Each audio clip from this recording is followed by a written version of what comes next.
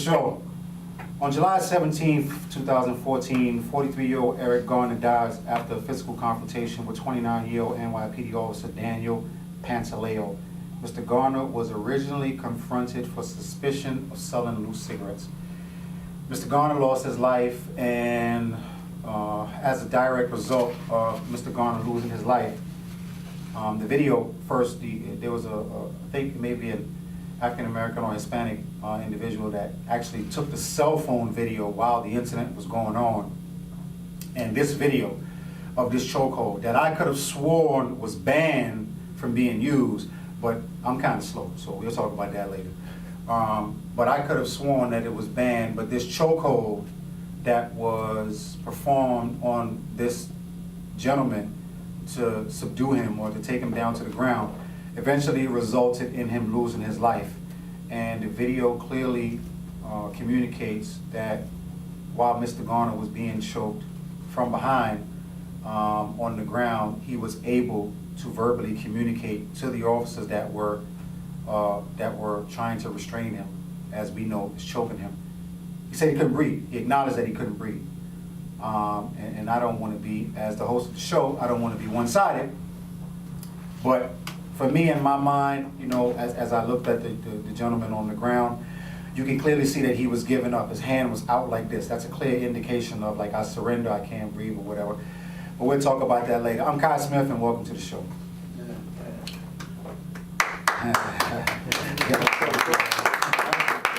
All right. So joining me today, we didn't get the chance to introduce the guests last time, and you guys bear with us. We are a show that's growing.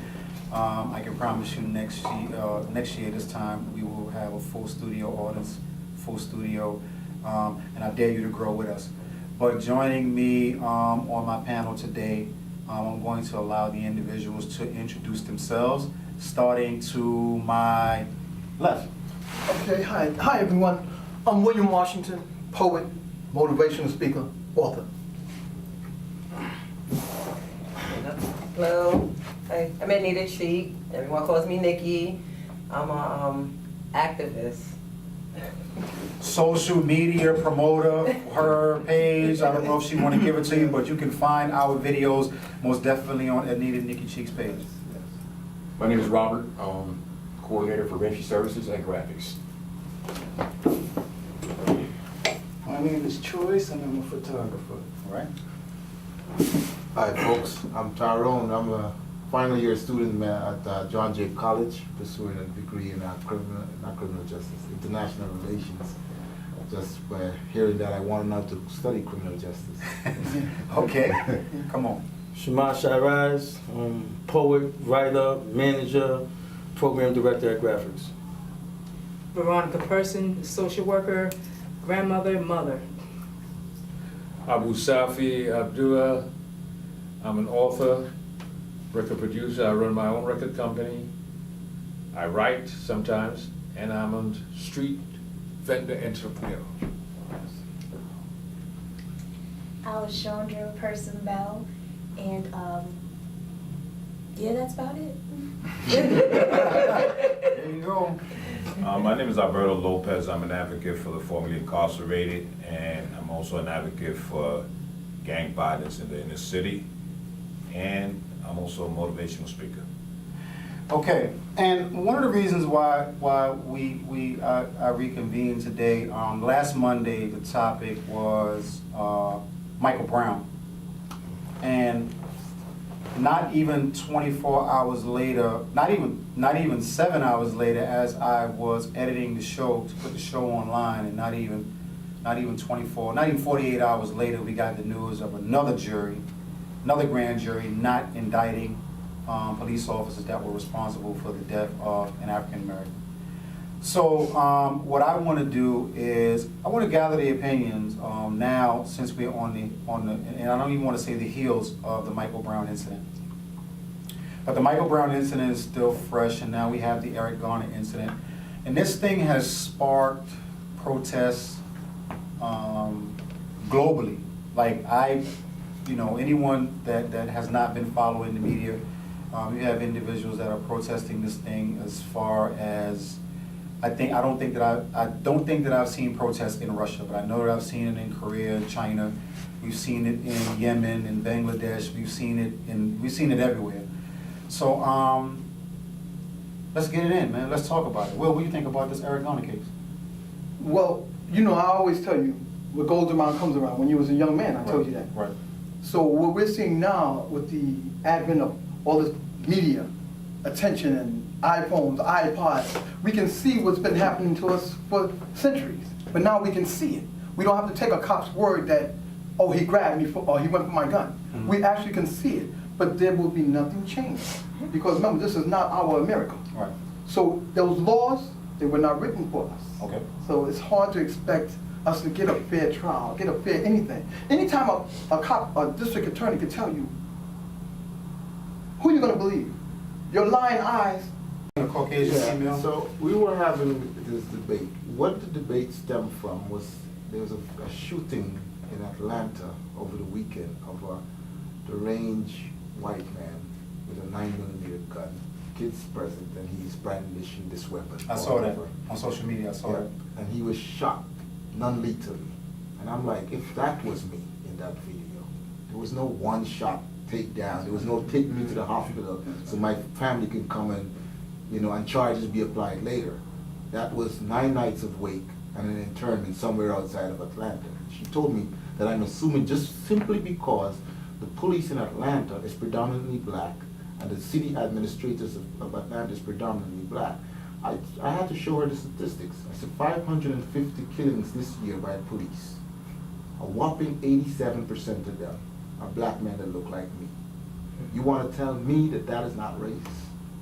That race doesn't play a point in that? Then you have some of our, for lack of a better term, some of our house slaves who wants to come out there and tell me that, you know, I'm just blowing things up, you know, and my nationality became an issue because they know that my heritage is not rooted in the United States. So that became an issue. And I was like, you see, you're contributors to your issues, okay? When you allow people to tell you how to think, how to speak, then you contribute to the executions of our people. I don't intend anything. You know, there are more than one reason why Allah put me down this weekend. Because I was in class when the verdict came out about Eric Garner. And I wanted to go down there, and I remember the last time we met, we spoke about when the Rodney King verdict went, and Mayor Dinkins asked us young black boys not to riot, and we didn't. And I felt my riot is long overdue. But again, Allah intervened, and I didn't go out and riot, because he has something better in store for me, because I'm looking at the statistics, and nearly 1,000 people have been arrested in New York City just for voicing their opinion on what took place. Yes. Now that tells me, in a nutshell, that we black people, we Africans displaced in America, don't have any rights in America. No matter how much they fancy it up, no matter how much they allow some of us tokenly to arise, the rest of us stay where they want us, you know. And that is the reality of the America we live in. There are two Americas. Don't get twisted. Two Americas there are. There's one for the white privilege, and then there's one for the rest of us. And then those are the people that comes into this mix, looks down upon us because they're already programmed before they're playing this land, that these black people, oh, you're gonna get rich off of these people. These black and brown people, you go there, you set up a little thing in their neighborhoods, and they're gonna be loyal to you as trained dogs. And that's how we are viewed. And I'm sick and tired of being a trained dog. Nick. Two things. One, there's a video circulating online to hit on what you're saying. There's a white cop and a black cop. Apparently they're partners. The white cop he has a civilian on the ground. He's like trying to cuff the guy, but he has his arms back, so like he can dislocate his shoulders. Another white man was walking past. He stops and he walks over and he uppercuts the white cop. Now the white cop jumps up and he's tussling and they move off of the camera. The black cop looks up and he rushes over. Now the white civilian has the white cop on the ground. The white cop is swinging, the white civilian is swinging. The black cop comes over him, he pulls his stick out and he looks around, he pauses. Like, I could show you this video clip. He pauses. And the whole time, meanwhile, his white cop partner has swung like 4 or 5 times, but he still hasn't hit that white civilian. He still hasn't put his stick up under his throat, nothing. He's a house nigga. He's a black cop, he's a house nigga. That's what he is. They know their role. Black officers know their roles. You don't hear about black cops killing white people. You don't hear it because they know their roles. That's one on that, the plan of what you were saying. But how about this? Maybe he didn't hit that perpetrator because that white cop deserved it. Maybe he became black. Maybe he became black in the moment for 1 second, 2 seconds. He became a black man again and said, yeah, whoop that cop down. Get your punches in, and then I'll show him and crack him. That's more than what it is. That is a civilian hitting an officer. That is a crime. That is a crime. That is nothing to dispute, to talk about, to discuss. That's a crime. Do you understand what I'm saying? White cops kill us in the street for nothing. So maybe that black cop realized who he was first. Yeah, go ahead, punch my partner in the face. I bet he loses his job. That's what I was thinking, that he understands that badge isn't anything more than just a badge. At the end of the day, he has his badge. He's just over us. That doesn't mean he's over them. So him jumping in to help that white guy can mean it backfires on him because he jumped in and touched a white guy. Yeah, but I wouldn't but it's the fact that every other race knows how to stick together, and for so many years, so many decades, if I'm a white man and you're a white man, and then this black person did whatever he did, let us have our few. But as soon as you jump in, now we're old tack again. Let me chime in. Let me chime in on this because to take Nikki's video, I didn't see that video. But maybe about a week and a half ago, maybe about 2 weeks ago, I was on Facebook and I saw a video. I think it may have been somewhere in Brooklyn where a young African-American man or a young boy, I think he may have hopped a turnstile or he did something, and he was and the video was being recorded in the train station, and a black cop confronted this kid, and then they got into a tussle, and the black cop took out his nightstick and he beat this child, and this boy had to be no older than about 17, 18. He beat this boy with this nightstick so bad, hit him in his head, and when he hit him, you seen his head split open. He's leaking all over the place, like you. And it got to me so bad that I put a message in the comments, and I said, if anyone knows where this is, especially if it's in Brooklyn, please let me know. Like, I don't like investigate who I am later, but please let me know all of the information about this video of this police officer beating this child this way so I can follow up on it. The beating that this black officer with this nightclub put on this child in the train station with the nightstick in plain view of everyone, I've yet, like, it reminded me of something that you would see during the King riots. Right. So I think that what Nikki may be trying to say is, when you compare both situations, here is on the Brooklyn end of the spectrum, here is a child that basically committed no violent crime that we know of, Right. and a black cop came to the scene, and this black police officer didn't even hesitate to take out his stick and beat this child. He didn't clock him, he beat him. He whipped him. He whipped him with this stick. Whereas on the other end of the spectrum, here is a Caucasian civilian that is on top of a Caucasian officer physically pummeling him with his fist, and the black cop hesitated before he even used the stick. So where was the hesitation in the scenario with the black officer and the black child? There's two different mentalities there also. Okay. I mean, the Brooklyn police officer, imagine what he deals with on a day-to-day basis with these very children. Not that child, but children just like that child. And we don't know what's in his head. But it's the simple fact that regardless of it, not making it right or wrong. No. But I'm saying that's what I'm saying. Regardless of it, it's a child. Like, you're not thinking of it because it's a child. But the fact that he's same race, black officer sees a white man and he's your partner, regardless of and removing his race, he's your partner. Why are you not gonna help him? Because it's a Caucasian man on top of him. It's like subconsciously. No, but I'm saying subconsciously, he's in his mind. he's going back where you wouldn't do that because he feels like he's gonna get in trouble. But as for a kid, a minority kid, you already think they're disrespectful, you already know they're disrespectful, and you're angry because you have to deal with them every day. But listen, we're not trained. We gotta remember this. We didn't, as Africans coming here, being brought here, we didn't know about killing. Exactly. We were taught to kill from seeing our ancestors hung from that poplar tree. Africans didn't kill each other in Africa. They danced when they had battles. They wore colors. That's how they won the who had the best colors. We didn't know about killing a man until we came here. So it's embedded in us to hesitate when we have to kill. Don't go by the news and they say, oh, gangsters shooting each other. We have a soul. We're not born to kill each other. That's something that was acquired. Okay. That was shown us. I think it's more a matter of awareness for humanity. Because anyone with some humanity in them could not sit there and listen to another human say, I can't breathe, I can't breathe, I can't breathe repeatedly and not pause to make sure this person gets some air. Because he's not a person. That's like, I mean, in service on Sunday, my pastor said, when's the last time you paused before you stepped on a cockroach? We stepped on a cockroach and was it breathing? Is it alive? But it's not a human, so we don't care. But you have these people out here that treat us like cockroaches, like they don't matter. They're not human, so it's no humanity there. So the question that we have to close with today, and I have a solution here on my cue card in front of me, we have to leave with some form of solution. I like analogies. I like being able to hear individuals talk about a situation and then comparing it to something. And there is nothing in my mind clearer.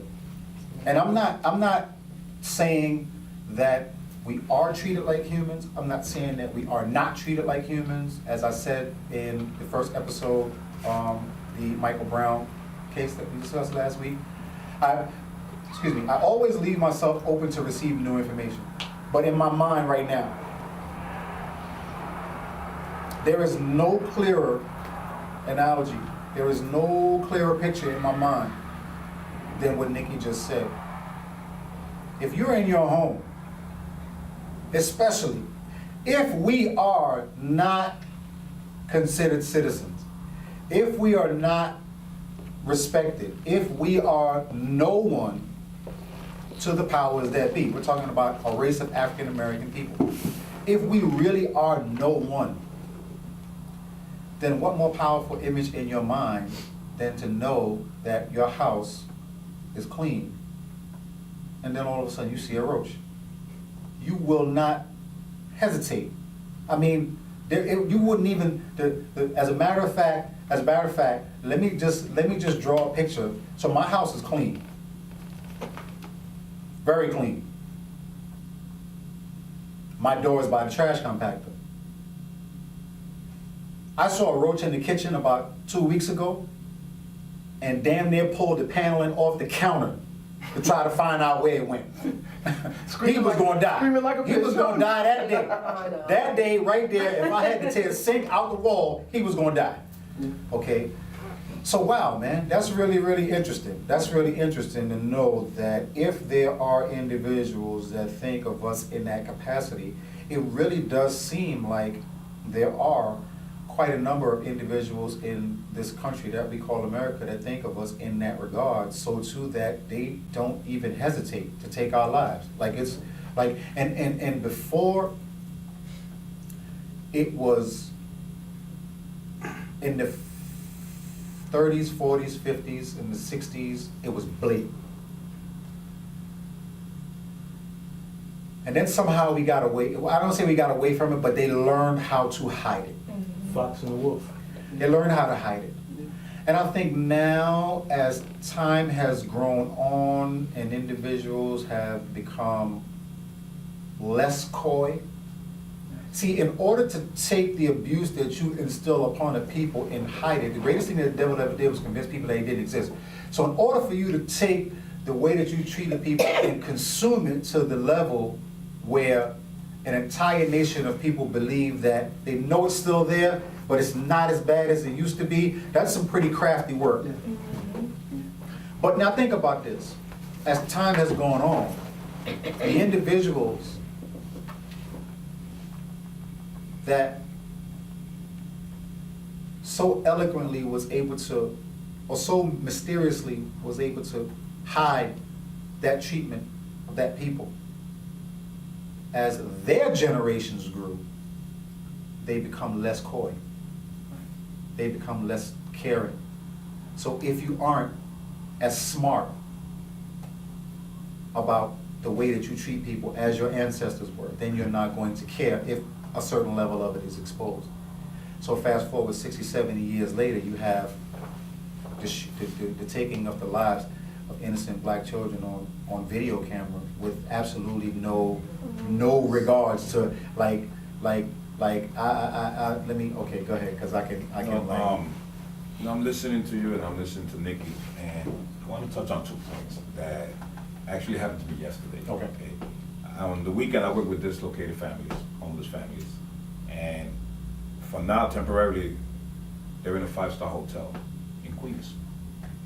And I took a break and I was standing outside, okay, slacks, shoes, collar shirt, and a guest bringing all these bags in, and looked at me and said, "Excuse me, can you help me? Do you work here?" I said, "No, I don't work here."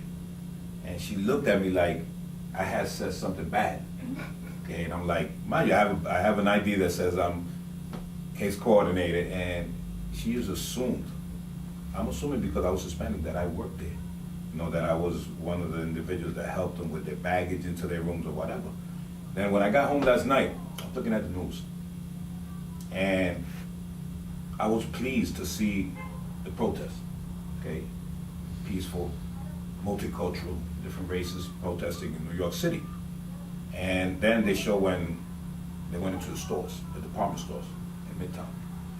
And I actually asked my wife, I said, I wonder how many of those individuals that are protesting inside that store on Black Friday were actually pushing through that door to shop. Mm-hmm. But now today they're protesting.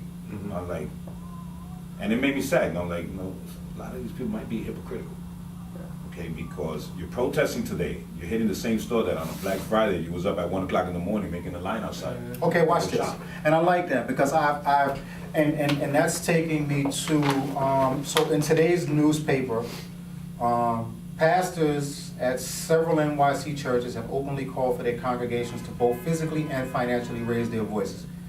Reverend Cedric Easley, pastor of Union Baptist Church in Hempstead, New York, Reverend A.R. Bernard, pastor of the Christian Cultural Center in East New York, has reminded his congregation that just because we have a black president does not mean that racism is ended.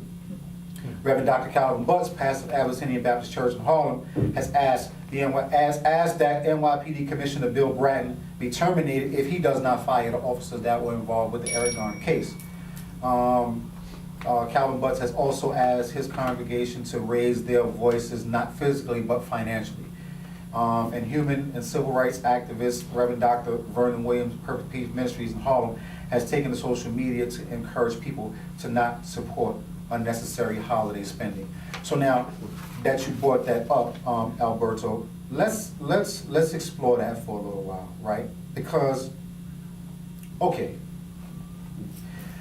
as maybe a dozen individuals sitting in the room on this show, we have decided to come here to this forum to air our voice with regards to the incidents that have occurred with Michael Brown, Trayvon Martin, and now Eric Garner. There are still, right now today, at this hour, a multitude of individuals in New York City, and not even to mention around the world, that are still in Grand Central Station laying down out in the cold protesting. We have chosen not to do that. We've chosen this forum. So when you look at that, can we hold accountable individuals whom have very little for their families, have worked hard all year to save for Black Friday, to get things for their family, for their children that did not ask to be created, Right. but they're here and I have to be responsible for them. Because the easy thing to do is turn them over to the new hustle. Foster care, that's the new hustle. Take an AIDS baby, you get $1,500 a month. Take one that belongs, they got the system down packed. So that's the new hustle. So can we, as a creative, out-of-the-box thinking people, can we hold accountable individuals for going to shop on Black Friday, but then turning around and still becoming a part of the protest? Unfortunately, we can't hold them accountable because we can't punish them. But it's the same thing as your job. You work all year on your job, but when shit go down, you want to strike. You dig what I'm saying? It's just a thing in a moment in time. Okay. My kids, well, how can I tell my kids you can't have no toy because daddy protested? It's not fair. That's not the picture you Okay. give them, though. Okay. It's the bigger picture. You're Gotcha. talking about materialistic items. Okay. You need to educate them on, this is a materialistic item, a television, you want a big screen TV, but what are you seeing on that big I screen can TV? educate You're seeing them. your people being destroyed. You're seeing all the havoc being reaped. You need to teach them the benefit of stepping and standing up No, I as can do one. that. Our people cannot Hold on, Will. stand as Hold on, Will. one. Okay, come on out. Now, I just feel like you can, because even though I feel like it's just like Nikki said, you have to explain to them that that's what you're doing. Like, you know, if I worked all this time to now put those Jordans on your feet and stuff like that because I want you to have the best, that's what I need to express to you. Now, for me, as a personal note, I probably wouldn't have gone out the next day and then protested and expressed to my kids why I didn't go through that door, because I felt like I was being a hypocrite, because I felt like the time period that I'm in and what I had to do and what I just did, it goes against what they mean. And I don't want you to take it as a joke. I want you to feel like this, I want you to understand what this is about, you know, something like that. But at some point you still hold them accountable, because it's like you pick one side. It's either I'm gonna spend my money and do what I'm doing and express to you what I did, or not spend my money and say, okay, I'm gonna, instead of buying you those Jordans, I'm gonna take you to Payless and buy you this. You'll understand later when you get older. You know, that's a different story. At the end of the day, it might make your kids sad, but you're teaching them something. Okay. Hold on. Go ahead, Will. I'm just saying, And then I came up with 7 people in my family. I ain't get shit for Christmas, no year. And my kids, I could never do that to them. But I can still teach them values like I always do. Right. But they look forward to that one day to get something for Christmas. Right. And I cried every Christmas till I was in my 20s. Still hurt because I never got nothing. So materialistic is... And it's not materialistic. It's not materialistic, but you can still let your children be children. That's our problem. We're always held to a higher standard by the white man. Then we're gonna hold our own kids to a higher standard? White kids get toys when their parents strike. So we still gotta... They have their standards. Okay, come on, Choice. Right, they in a whole different space. Okay, come on, Choice. Well, basically, I was gonna say, I was at Occupy Wall Street, every day of Occupy Wall Street, and these white people had their babies out there teaching them how to protest, teaching them how to stand up for what you believe in. There was no black people bringing their kids out there. Right. They had 3- and 4-year-old white babies. They had a section where you could take a piece of paper, crayons, markers, and write whatever you want and put it in with the rest of the stuff. And these children was out there writing about what they felt, or their parents told them this is what's wrong, this is what we're standing up for. And we need to do it. The cops ain't gonna kill white babies. They're not gonna shoot white parents. They're not arresting the white people. They kill us and they arrest us. Okay. Man, You y'all gotta teach them. Okay, but watch this now. Okay, Alberto, come on. Okay, Hold on, Safi. no, the angle that I brought this up is like this. I'll give you an example, right? I'm part of an organization called Graphics, right? We try to help and educate young men and women, okay? To not utilize violence, not utilize guns, okay? So now, where this large group is protesting the fact that Eric Garner was murdered by a white police officer. Okay, now imagine, okay, just imagine, food for thought. All that money, if you want to really protest, you want to make a statement, okay, all that money that went into that Black Friday at 1, 2 o'clock in the morning was provided, okay, for organizations to help these young men and women so they become educated and become less of a victim. Don't put themselves in a position where a white officer has to come and use violence to kill them, okay? Because there's a lot of people that were shopping that it was okay to protest, okay? A lot of people protesting right now, laying down, okay? But a lot of people also walked away when that big barrage of police officers started showing up with that riot gear. Okay? A lot of them walked in that subway. A lot of them started walking in the different direction. Okay? So that's where I say, now, if you're gonna make a stand, okay, and you wanna make a statement, then do it wholeheartedly. You know? Don't do it just because, okay, so you can say, well, yeah, I protested whenever Garner died. Okay, now, like you said, do you educate your children and explain to them why are these people rioting? Okay. Okay. I'm gonna play the devil's advocate after I get Safi's comment. Safi. You know, I still, for years, am of the opinion that we think that we are welcome in America and that we have a place in America, and so therefore we should be treated like Americans. And this premise is based upon a materialistic platform. You know, I grew up poor. I didn't know I was poor because I was never hungry. I was never barefooted, but I didn't get toys for Christmas. Maybe I got a book or something. And I never knew that I was being left out or doing, because I never felt it. I was never made to feel any way about it. And I learned at an early age that this is a whole big fallacy. You know, if we go back and we look at the civil rights movement, corporal punishment went out of schools when they started busing white kids to black schools, and they did not want black teachers beating white children. They took corporal punishment out of schools. That's right.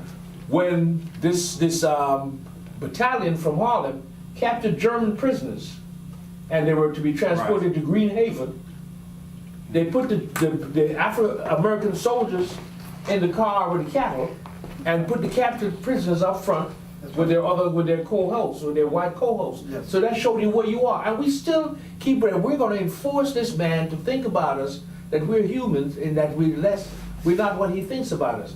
And as long as we keep giving him our money, go back to what Malcolm used to say. So now we equal, we can use the same toilet, and we can drink from the same fountain. Now you don't have to take your money to John. You don't have to go buy your sneakers from John. You can go to Bloomingdale's, where John had a pair of sneakers for $20, which your mama could make payments on that $20. And you would have food and sneakers. Yes, right. That's right. Now you go to Bloomingdale's where you can't eat the damn sneakers because you ain't gonna have no food after you buy the sneakers. That's right. But to show that we have arrived, we get a pair of red bottoms.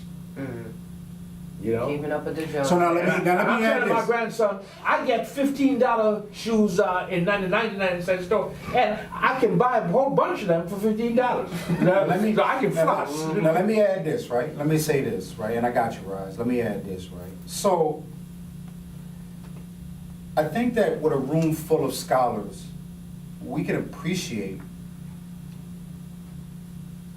the definition, the correlation to why we should not financially support Black Friday.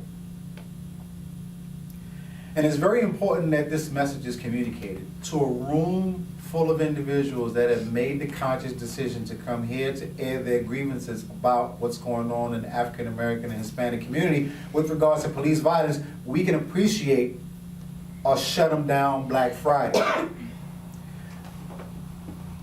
But being the devil's advocate, I have yet to see any organization communicate the information to the individuals, to the masses of individuals that they would like to protest Black Friday. Communicate to them why it should be protested, the benefits of it being protested, and then give them a proactive solution to what's going to happen after it occurs. See, here's my challenge. My challenge is this. As a people, we are so readily to talk about the problem. And everybody in the world got a solution. Like Jay-Z said, everybody can tell you how to do it, they never did. But when are we going to say, here is the reason why we should do it? And if we do it, Here is what we are going to put in place to replace what we are asking you to not do. Okay. Now watch this, and I'm coming to you, Nikki. I got you. Now watch this. Because y'all know me. Last episode, first episode, Moon Man, here I go. Going to the moon. Watch this. Show me the day when Reverend Cedric, and I know y'all seeing it. I don't care who these powerful pastors are. I'm not scared of them. Reverend Cedric, A.R. Bernard, Calvin Butts, all these people here. Give me the day where you get universally recognized powerful people in the city of New York to tell African Americans to boycott a Black Friday and take, like Farrakhan said, and I don't support Farrakhan, but I support truthful words, truthful doctrine. Take a portion of that money that you are not using for Black Friday. I have yet to see anyone share with African Americans and Hispanics why they should not support Black Friday, especially when they worked hard all year to support children that didn't ask to be here. So I would be impressed with the day that comes where universally recognized named powerful individuals in the city put forward the movement and ask individuals to support nonprofit organizations or community-based organizations that are on the ground doing the work to mobilize these events. And so that's where I'm at with it. I've yet to see it. I've yet to see, and if it does exist, if it did happen, there's not happening enough. It's not happening enough because see, when Occupy Wall Street occurred, marketing firms that wanted to participate, those individuals that wanted to participate got involved and communicated to the masses of individuals why we were occupying Wall Street. We were occupying Wall Street because this was happening, If we did it, this was going to be the effect, A, B, C, and X, Y, Z. We're not getting that now. And this is the primary reason why these incidents now are turning violent. The one the Eric Garner case in LA, I just read in the paper today, it just recently turned violent. A couple of people got, hurt and all that. Go, Nikki. You're asking for self-sacrificing. You're asking for these people to lose their sponsors, their paychecks. That's where the hesitation, I believe, come from. Okay. Then, like we talked about last week, who wants to sacrifice themselves for a group of people who's just gonna turn around once the adrenaline rush is over and go right back to the same thing? Okay, so now with that being said, I'm coming to you. With that being said, because we touched on that last week, who wants to make the sacrifice for a group of individuals, namely us, that are not, history shows, we're not going to follow up with them. So if it's allowed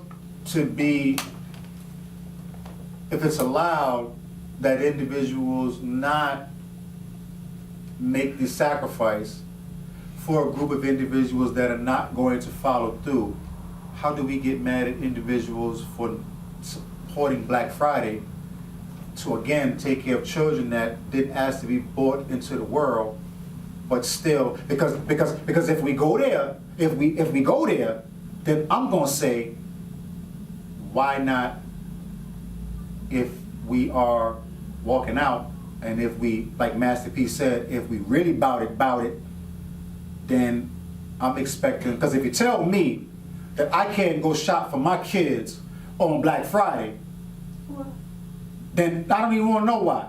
Because then I'm going to say to you, when my black ass is standing in Union Square with my hands up like this, and I ain't got no job, your black ass better be standing right next to me and you got a job. I don't want to hear that, oh, I got a job, I can't get off work because they're going to fire me.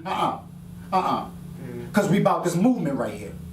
So if I got to not support Black Friday with a little bit of unemployment money that I got from my unemployment check and my little hustling and all that to bring some smiles to the faces of some children that didn't ask to be brought here, I'm playing the devil's advocate, and I don't care if y'all don't like me. So I gotta take care of some kids that didn't ask to come here. Then why are you not standing beside me and you got a job because you're gonna be fired? But that's what made the Panthers so strong for the short time that they were active. Okay. They had brothers who wore the suit and ties and made the money in the back. The people that didn't have no jobs, the brother didn't have no jobs, they was out front with the guns on their shoulders. But you always need that financial backing behind you. Okay. And, You know, and you that, need is where, that is what I was coming in to say. We look at this thing and we have no sense of organization. And Community. all right? If you have a community, you're going to have organization. So there's the right reverends in them speaking. And as you rightfully said, have they communicated this thing? Are they speaking just because they want their 15 minutes on this carousel of fame? Okay. Okay? Where are the grassroots organization? Where are the grassroots planning?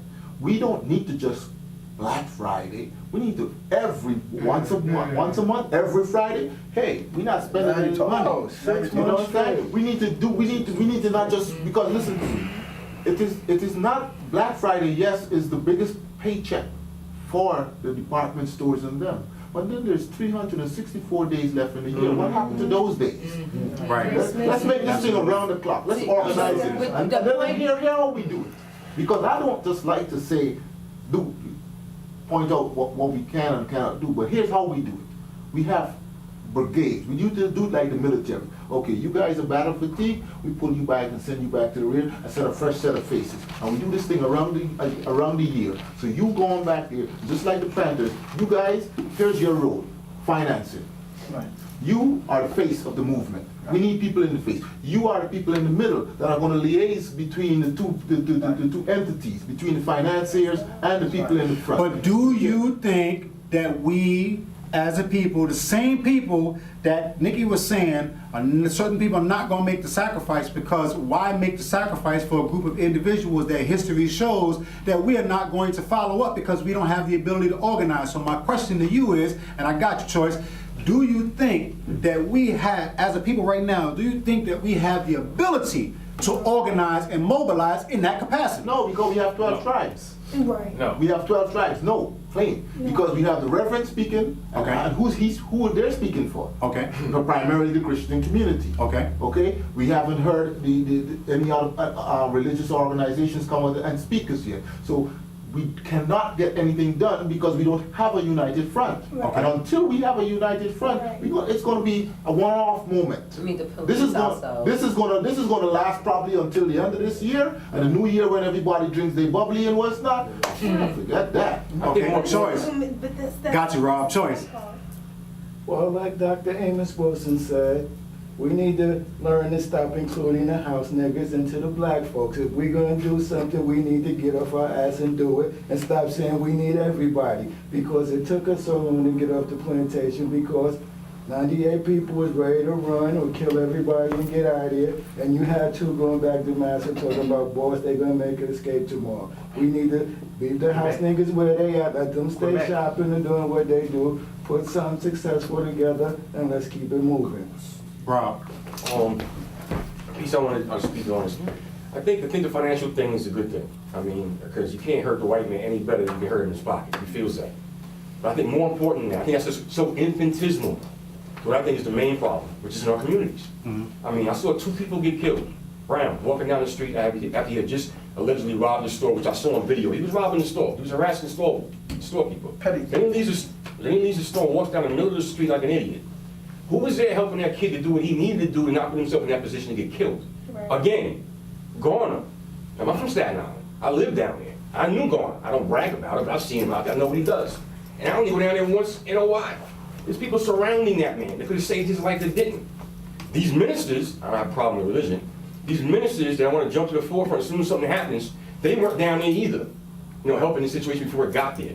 We need to be in our communities, teaching these kids how to use self-defense, not to put themselves in those positions. Right. All right? Okay. So you don't have to be here today. Now, let me say this, right? Okay. One of the things that I've read in several newspapers that it really kind of twists me up inside. There are a rash of people that have come to the conclusion that Trayvon Martin or Eric Garner or Michael Brown was guilty because they may have had a criminal record or may have been arrested or may have done or been involved with something prior to the incident. Let me share this, right? I don't care who you are. I don't care who you are. I don't care where you come from. If you are a human being in these United States of America, you're supposed to have a certain set of rights, and those rights begin the moment that the alleged crime happened. And that's why there's something in law incorporated called the fruit of the poisonous tree doctrine. Okay? Fruit of the poisonous tree doctrine, you viewers need to look that up. There was some information communicated in the AM New York today by a viewer, and the viewer said, yeah, but you gotta understand, this Eric Garner guy, he had a long rap sheet, he had been arrested multiple times before, and this is the fuel that NYPD uses to take our lives. Afterwards. Regardless, I don't care, because see, and here's why I'm so passionate about this topic. I am from the formerly incarcerated population. I have 6 felonies. I've been incarcerated 16 years in 3 different states. After coming home from prison, I have more education. When I go to conferences, when I go to meetings, and I step in the room, it's a game that I play with myself, you know. When I step in the room, I usually look at the first 6 people and I memorize them and I get their names. Every time I step in the room, I usually have more education than the first 6 people I meet when I go into a room. 6! The first 6 people I meet, me one, have more education than them.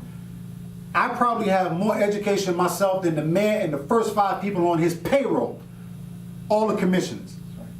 But I am from the formerly incarcerated population. I'm a 6-foot-tall African-American man that has 6 felonies, and I know how a gun feels. I know what it feels like to have that thing in my hand and let it go. Well, no, you watched me grow up, okay? I've made a significant change in my life, so now that I'm Dr. Smith, and I have the Kai Smith Show, and I have all these college degrees, and I have graphics, and I have...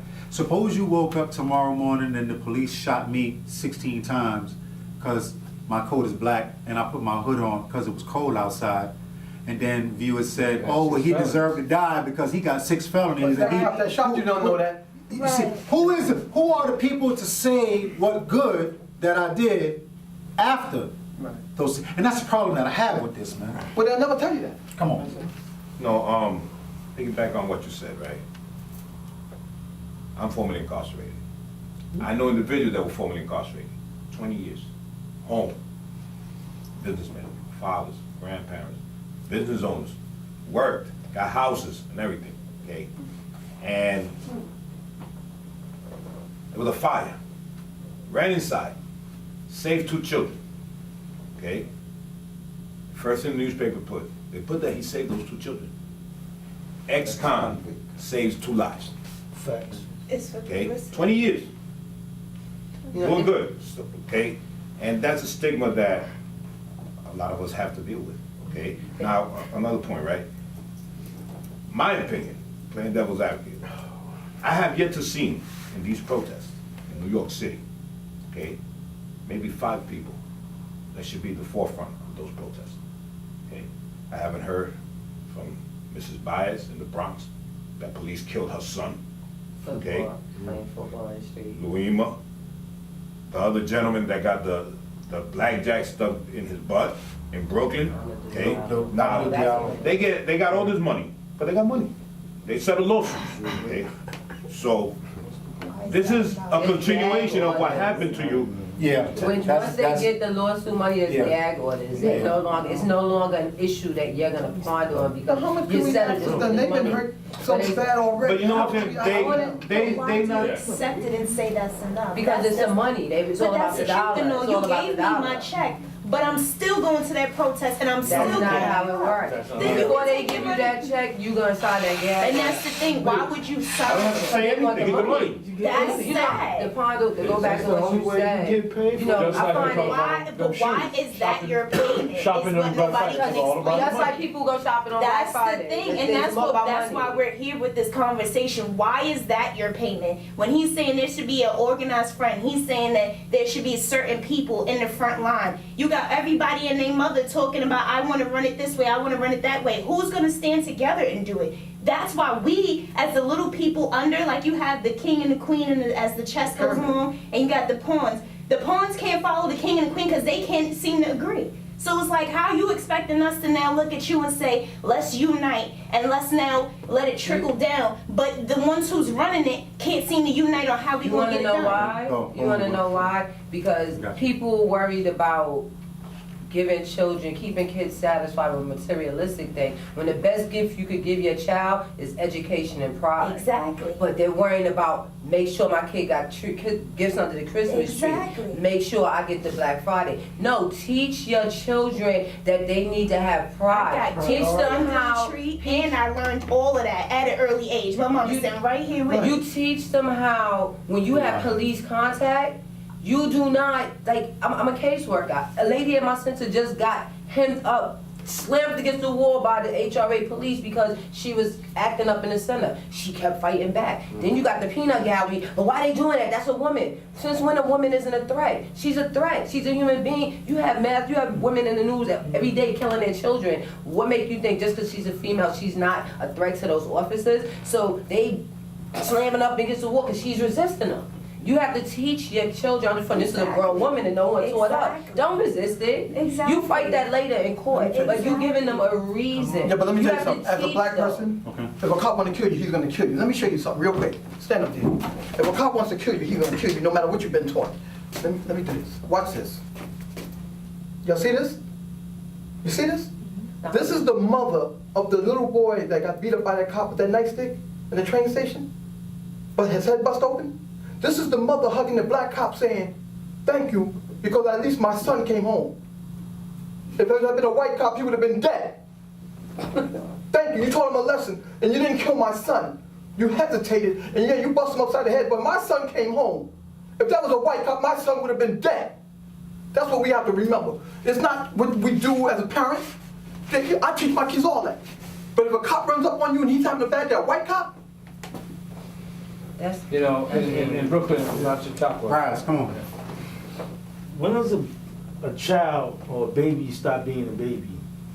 When they sleep Like- in the door. Like, you got a 5-year-old boy or girl, anybody here. That's your baby. That's your baby. If you go to Pathmark and he puts a little toy in his pocket, you're gonna get mad, but that's your baby. At 10 years old, your baby throws something in the classroom and gets in trouble. That's still your baby. My my mother, daughter look, my 26, mother, she's still my baby. my mother, he's still a baby. look, my mother on Facebook 2 days ago, that's my baby. I'm like, That's my baby. 11 years old, your baby do something, it's your baby. 12, we hit 13. Your baby gets into a fight, maybe hurts another child, they want to lock your baby up. That's your baby, right? No matter what your child do, that's your baby. That's a view that you're going to keep forever. That's a bond that you're going to keep forever. Your family's going to look at that child when it's young like, yo, that's our baby. But over time, that bond starts releasing. Because that's your baby now. That's no longer my baby. We start releasing that baby shit. The brother said that after you do time, no matter what happens afterwards, it's always ex-con, ex-con, ex-con, right? If you was on, and that stigma follows you. If you was an addict and you was using drugs, they always gonna say, yo, such and such, you know, remember the one that used to smoke crack? Remember such and such, oh, Willie used to always get drunk? They leave that stigma follows us. That's right. But the stigma only follows us because I just had asked them, I said, yo, what's the dude that played Iron Man? Robert Downey Jr.? Yeah. That motherfucker's a cold out junkie. But you don't hear that when the new Iron Man come out. That's right. But that's somebody's baby. He won an Academy. But you don't hear, he's an Academy Award winner, but you don't hear none of that shit. Same thing with me. So we can't say that it's not about race, because if that was the case, then it wouldn't be about race. That's right. Look, I thought Kai was joking when he said Dr. Kai. When I seen on Facebook and he had this show, I thought it was a damn joke. I said that damn Kai played too much. And I, you know what I'm saying? People change. But see, in my mind, I know Kai when he was out. Now Kai was never a bad guy. He always had a good heart. He from the He always had a good heart, but he'd jump in a minute. You know, oh, you want to fight? Let's go. So I thought it was a joke when I saw him on Facebook talking about Dr. Kai and doing this program for the kids and selling the t-shirts and all. I thought it was a damn joke. I said, that Kai played too damn much. That's why I never came to his events. But now I realized you can change. Yeah. But they will always say ex-con Kai. But it's funny because you have this title called the correctional facility. If it's a correctional facility, then That's self-explanatory. You're supposed to be correcting the people that come into these facilities. Oh, watch this. So, And I forgot what order it comes in, but watch this. I'm gonna call you, Brother Tully. So, we all know, let me just say this, right?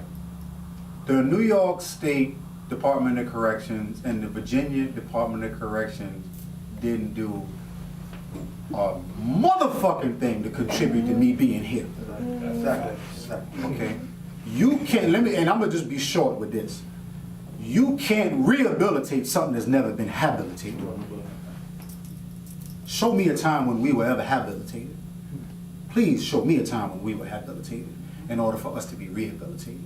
And this is the primary reason why graphics works. Graphics works because, and I hate mixing the program with the TV show, but graphics works because when kids buy into the program, we habilitate them.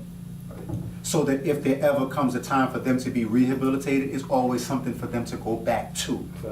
Habilitation is the foundation.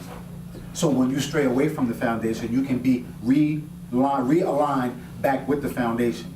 So you commit a crime, you get arrested, and you go to prison to be rehabilitated to come back to what? Chaos? It's nothing to come back to what? Come on, Rob. I remember when I was upstate in prison, I was in the dictionary a lot. I was starting to study my studies, and I came across that word, rehabilitation. So I looked it up. I want to know, what does rehabilitation mean? And what I found interesting, one of the definitions was to return something to its prior state. And I read that and I said, my God. Not that they intended it. It may not be intended. I don't buy into all that, but they do it. That's what the system does. It brings you in one state and it sends you back out in the exact same state you came in, unless you do something to change yourself. It's amazing. sometimes they come out worse. What you said about correction, right? I did a year in a box, okay? Because I told the sergeant lieutenant, okay, said, how can you correct my behavior, okay, if you can't even control yours? So you're a prison guard. Your job is you're a turnkey, okay? Look how you behave. So you're my example. You're my role model. Because you are my guardian in here. So I'm acting based on how I see you act. And they looked at me like, what? So you acting like an animal, so I conduct myself as an animal.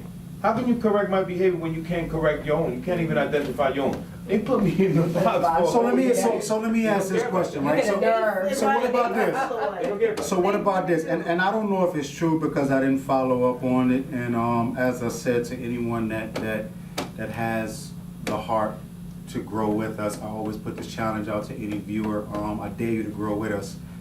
I don't have any evidence to support this, but I read in the paper that the only person that got convicted of the Eric Garner incident was the young man that videotaped. Yes. They have to find somebody to take the full What he said, they said that he was observing a hotel room, passing an underage kid a .25 caliber weapon. Yeah. Unlicensed weapon. Yeah. Right now. A couple of days later, Yeah, a couple of days later. Now, Yeah. I like to use cogent reasoning when I engage in reading newspapers and stuff. So I said to myself, now you just provided the world with a video of a man being murdered by the world's largest police department, and you're going to decide a few days later to act plumb fool? That ain't happening. Yeah, I don't, and I like that. Part of the reason why I like that, is as you said, Kojic reasoning. I like that because part of the reason why I really don't feel like that was the case is because a month later, 6 months later, he is still on his own high with regards to every media outlet in the nation wants his story. Because he saw, what did you see before you decided to turn your camera on? Being somebody that's into journalism, okay? What did you see before you turned your camera on? Give us the play-by-play, because we can see what happened when you turned your camera on, but give us the play-by-play, what happened, what occurred that made you say to yourself, let me turn my camera on to get the rest of this? Oh, no, they got that. They got that, but you ain't gonna see that. Right, but watch This this. is They all got that part. control. Right, This right. is control. And mechanism. exactly. They know that cop pulled him into that car. Just They know that cop shot him point blank. You No, don't see that. Well, that was about Eric Garner. Right. The indictment happened for this young man before we got the verdict on Yes. Yeah. on Garner. Right. It happened. Right. There was a reason behind indicting him. Because indicting him silenced him. Because now you have And him it's under gonna- your it- control. Yes, Absolutely. control is Okay? control You have him now in everybody. custody. Absolutely. Because once you indict him, New York Right, has check one the of the camera. toughest gun charge Laws, laws, right? yeah. So now that he's been indicted on a gun possession charge, there's only one place he's gonna be. And that is where they can control him. So now he can't give that story. He can't be accessible anymore to the media because he's a ward of the state. Right. And only the state can give But him his, access. but his video is there already. But his video His is story. But his story, lead up the But story, why? right, up to the right. story. And I agree with that. I The agree with video has its own Okay, merit, but but then this is you won't film the next cop, the next person that gets killed by a 'Cause cop. you think- But even Because you want to still- think about the one that got But arrested even and still, indicted. right, but even It's still- a way, it's a control But mechanism. even still, but think about what Talik is saying because of this. Let's say this young man started shooting this video at 4:15. When you look at the logbook from the police officers arrived on the scene at 4 o'clock. Media outlets around the world want to know, what did you see in between 4 o'clock and 4:15 that made you say, let me get this for video? And now NYPD says, we got to cut off 4 o'clock to 4:15. You gotta control. How do we do that? Take him. Yeah, take Take him out.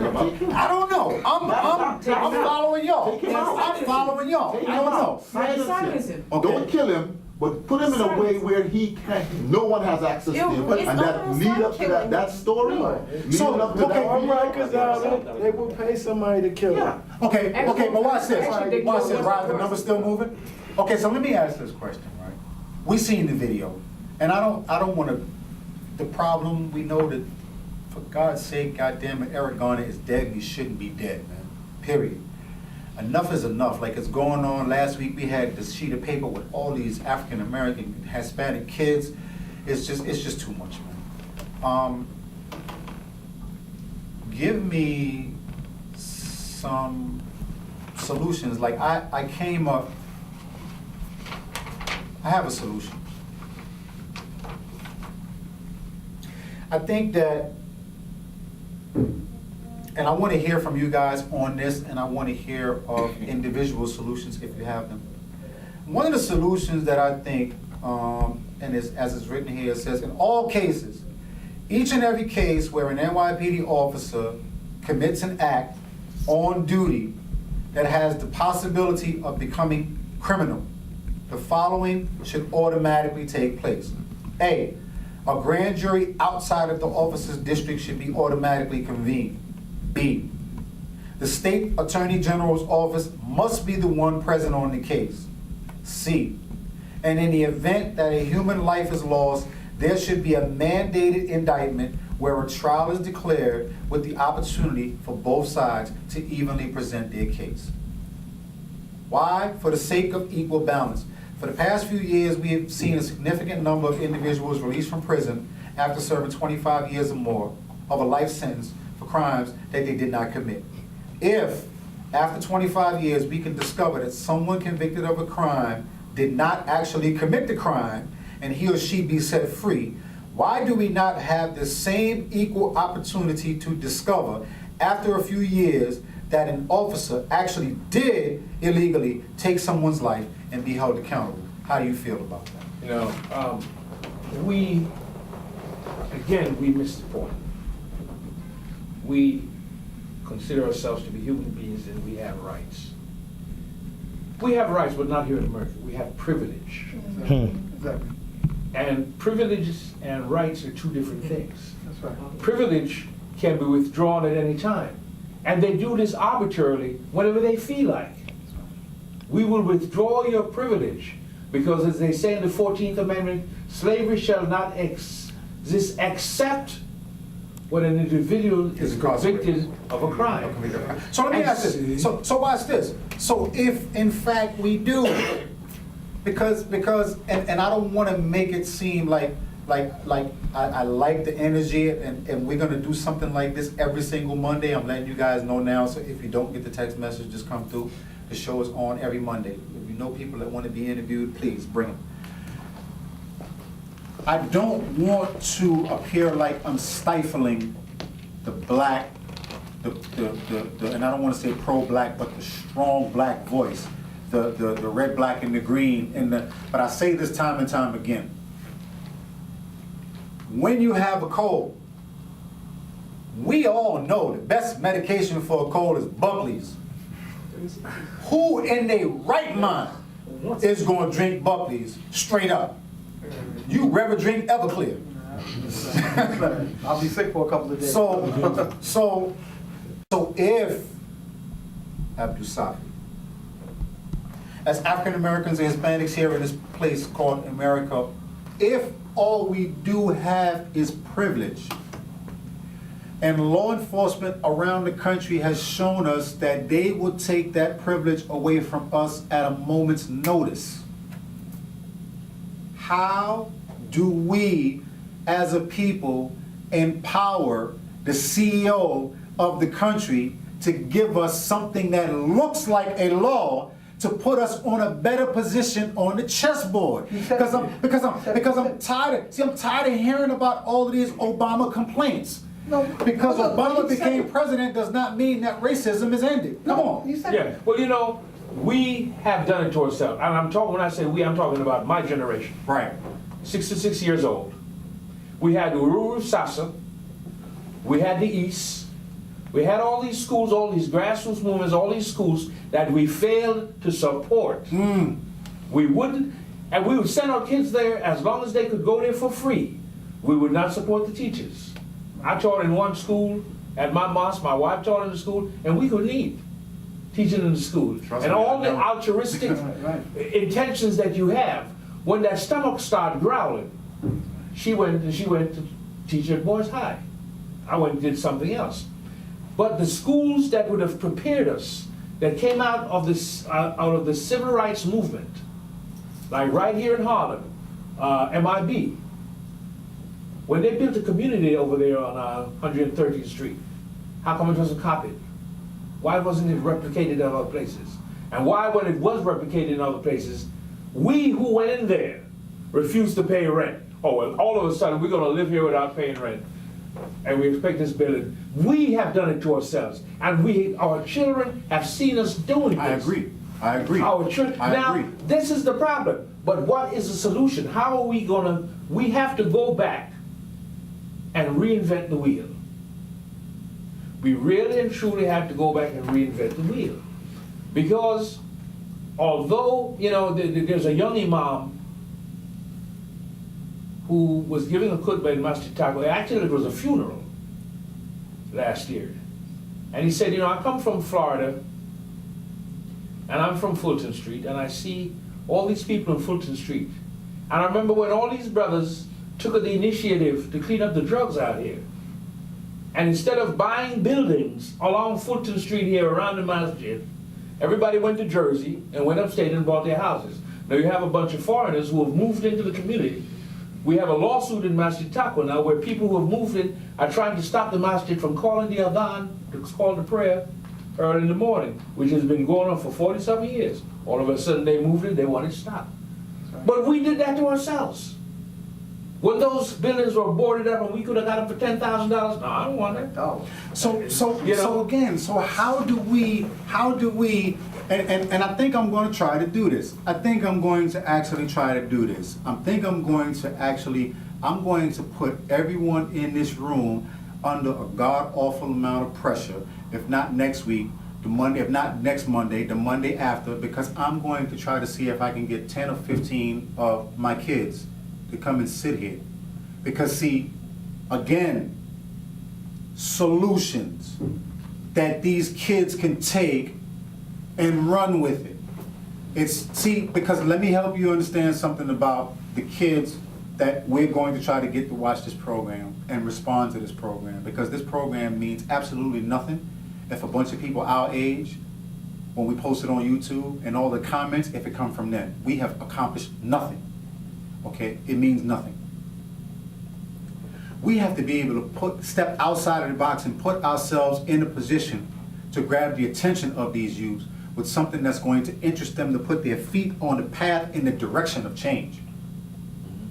Talking about what happened back in when Otis Redding dropped his first album, them kids don't give a damn about that. Okay? What we have to do as a people, and that's why I posed this question, we have to figure out a way.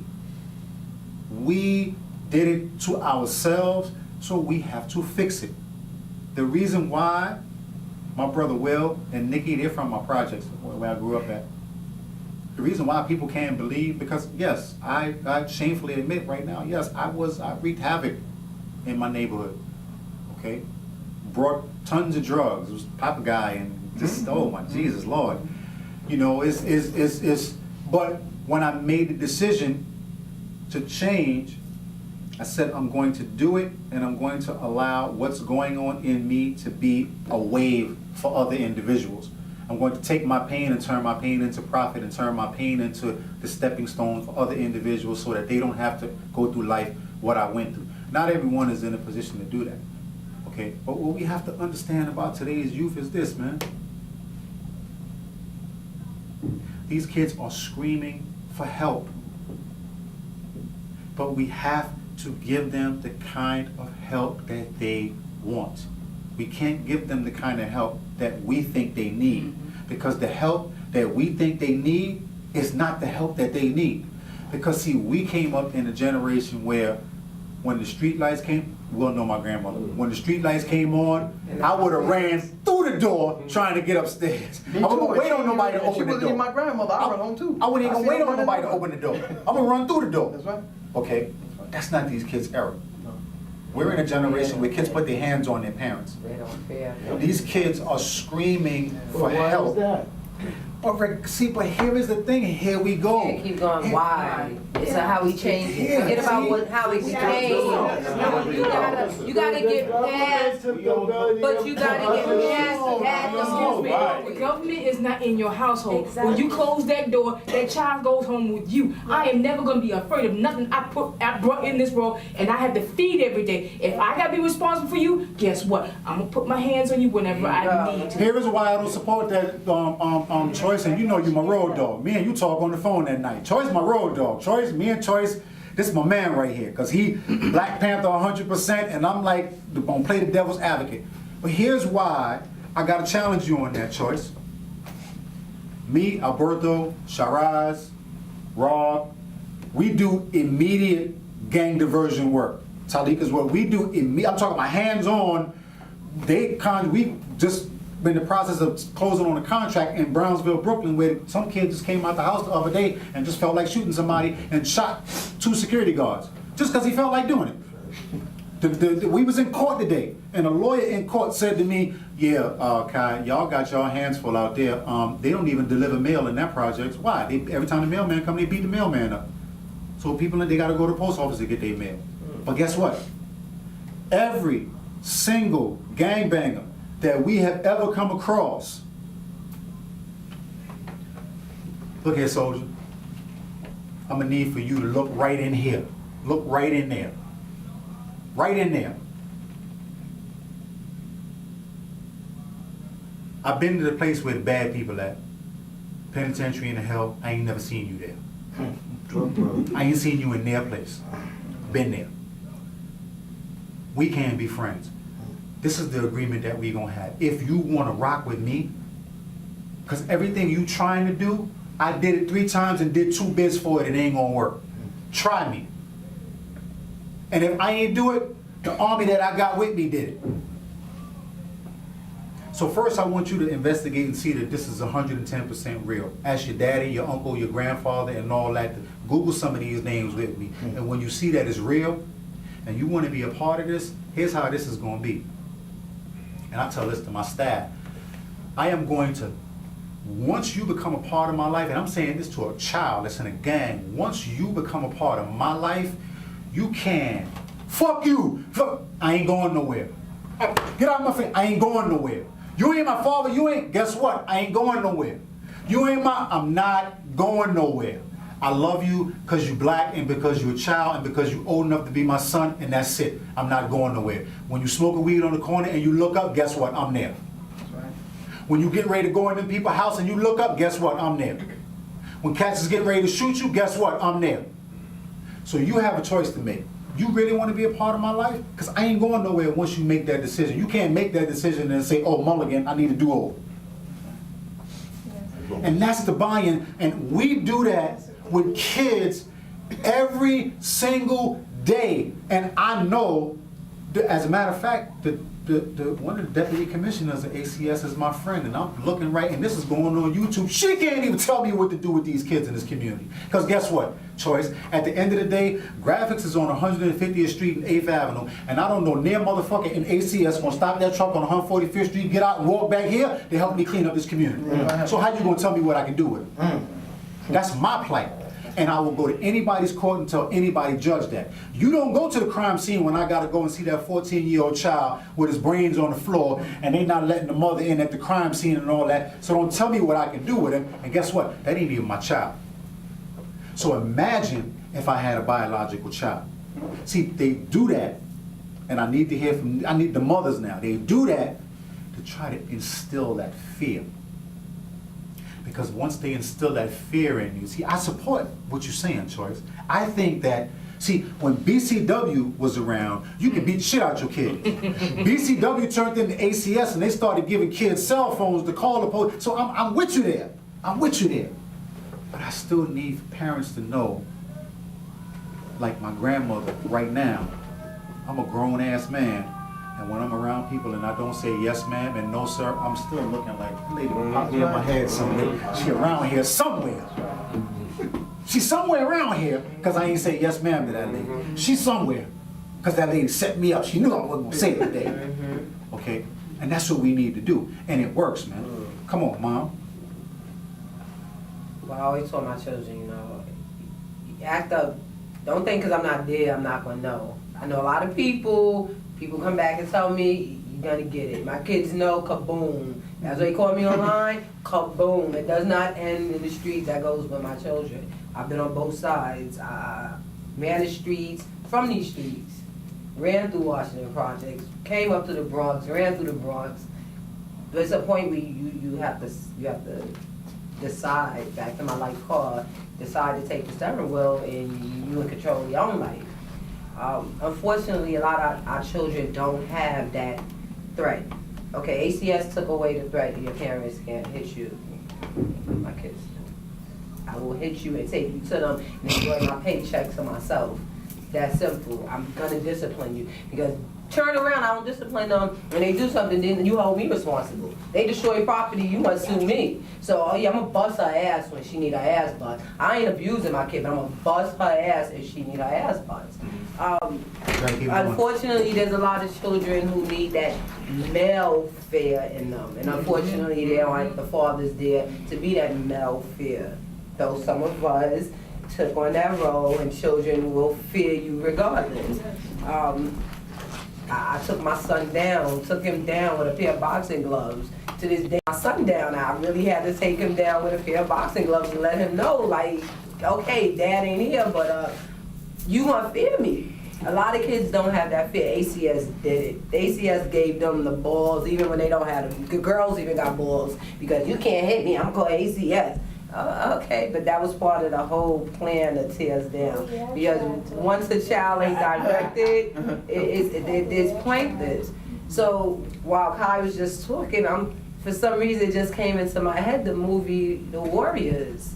Like, maybe you need a public forum, get them there and talk to them. Because I mean, graphics is good, but so many kids were gonna get in here at one time. Try to get a mask and talk to them, which is scary. That's a scary thought, because a bunch of these teenagers today scare me. So, but trying to find a solution, because we can't keep saying, oh, well, we're here because this happened, and we're here because that happened. Okay, we can't do nothing about that. Nobody here got a freaking time machine to be going back. So now we got to figure out what can we do. And the education is always the key. You know, If it might not be an institutional education, but education. Hold on. The thing is, we use this term education. There's a big difference between what education, that is a classroom setting. What we need is knowledge. Okay? Knowledge is not something you pay a tuition for. Knowledge is something you gain by experience. The greatest teacher on planet Earth. Knowledge is gained by her experience. Now, I'm listening to Dr. Kai speak, and every time I listen to this gentleman speak, I hear love in his voice. And then to have Brother Will say, the reason he turned his life around is that he went back to the well source that made him the person who he is. He knew that in his past there was love there, right? He knew in his past that if he didn't say, yes ma'am, yes sir, someone was there to make sure that he adhered to the principles of decency and respect for his elders. We don't do that. Nope. These kids don't Okay, have it. I don't care how big a kid I have inside a house. I'm only 6'1", and my son is 26, and I have to look up at him. But I don't know one thing: I'm half of what brought him into this world, and I'll be the one that will take him out if he ever feel that he can talk to me. I spoke to my dad yesterday. We had an addition to my family because my sister had her first, and I said, "That's our kid." My dad is like, "What?" I said, "Yeah, that's our kid." Take a village. Okay. You know, take a village to We raise a have to kid. help her raise that child. Because if we don't help them raise the children raise themselves. Yes. And then we get these activities on the streets. Okay? So if we don't give them the experience of love, fear is not going to do anything but create more fear, but love is going to create. But we teach them to be loving people who also can, at a moment notice when they need to, put on an armor to defend the family. Okay? With love is how we need to do it. Okay? We need to snatch them off the street, just like Dr. Kai said. Stay in their faces. You may be more scared than them, but they don't know that. But you stay in their faces and you let them know. Others may have quit on you, but I ain't about to do that.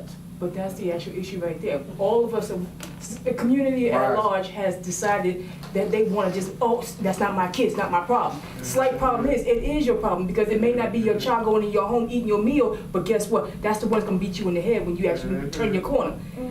My children were raised, Straight. my kids were told point blank, don't tell me no lie, I don't care what it is, bring it to me first, and we will deal with it together. You always knew you had a backup. I don't care about your little buddies out in the street. Mama and daddy got your back. And if daddy ain't there, guess what? We still gonna hang to this until it's done.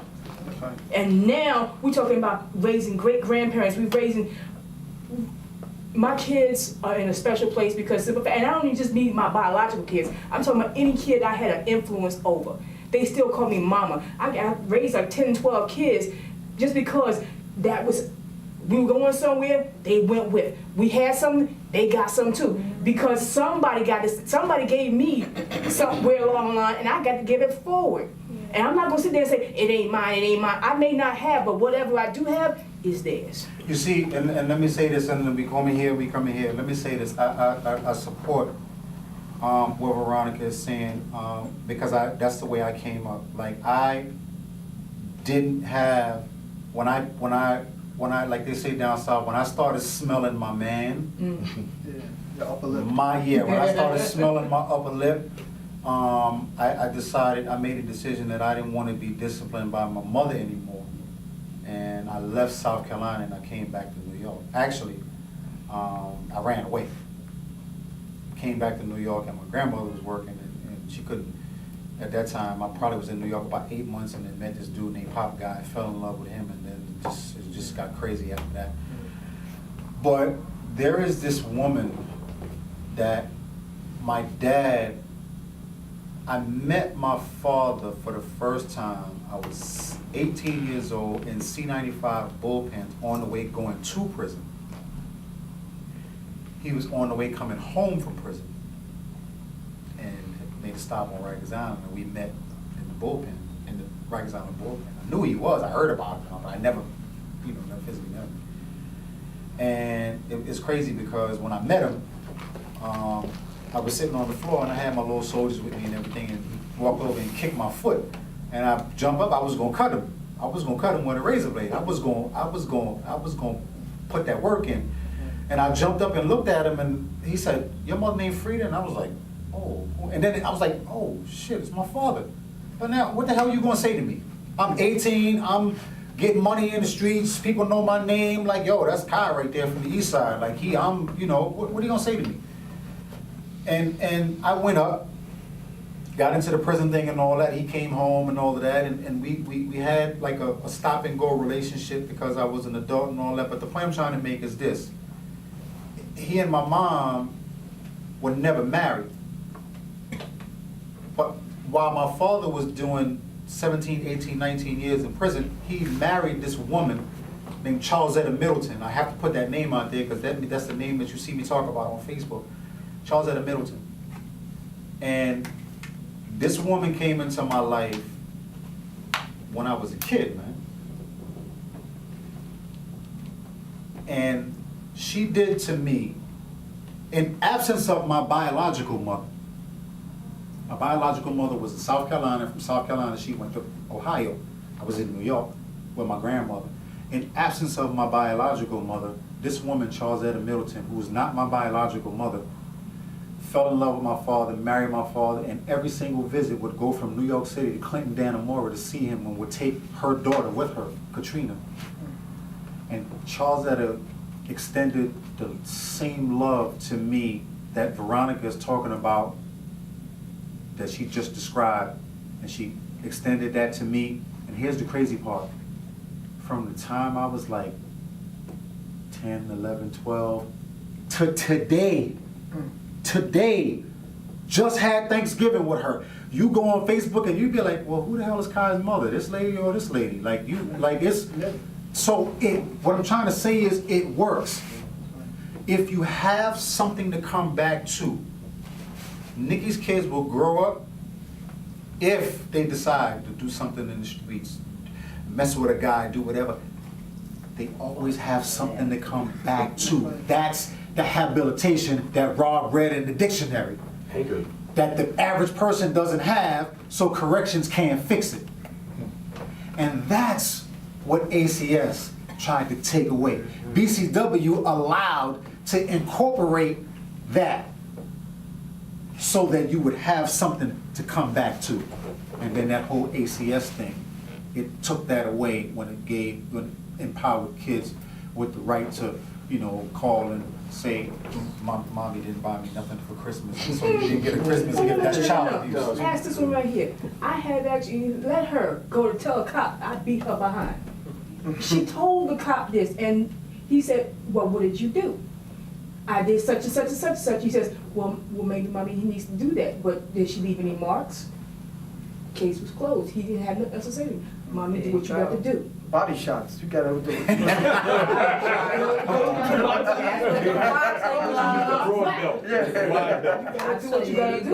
I saw them ribs up, and when he act like he braced and got tired of it, like it went through his mind to put his hands up, I chin checked him and he just crumpled. It was a wrap. Felt bad, but His fear of you. So, Doctor, I'm sorry. No, you guys. From what you're saying, I'm hearing it seems like the problem solution is two-pronged. It's the parents and the kids. If you help the kids without helping the parents to help the kids, you waste some time. But watch this, and I got you, Bert. Watch this. I'm gonna go a level deeper. Step 2 is the parents. Step 3 is the children. Guess what step 1 is? Step one is community, because the parents may not know any better.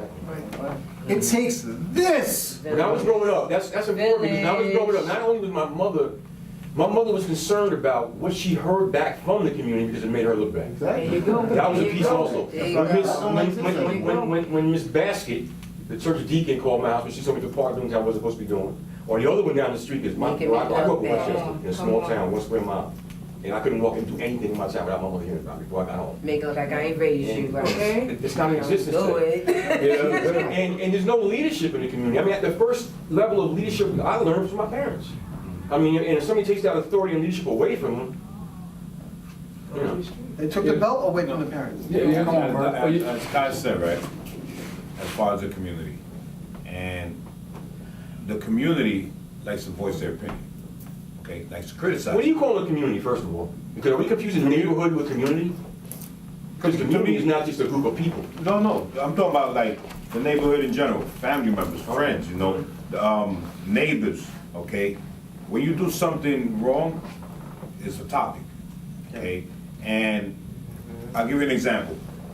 This thing that happened with Eric Garner and the gentleman that got killed by the cop, right?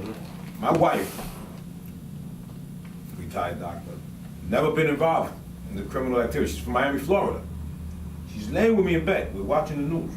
And she's like, well, when they showed the video in the grocery store, that supposedly he pushed the guy, the owner, he's like, well, see, if he would have been doing that, and because he probably went to jail, and he probably deserved what he got. This is my wife talking to me. And I'm laying down, I said, let me ask you a question, Becky. He said, what? I said, tomorrow, I'm gonna leave this house at 7:30, okay? And I'm gonna go to East Harlem. And I get off 125th Street.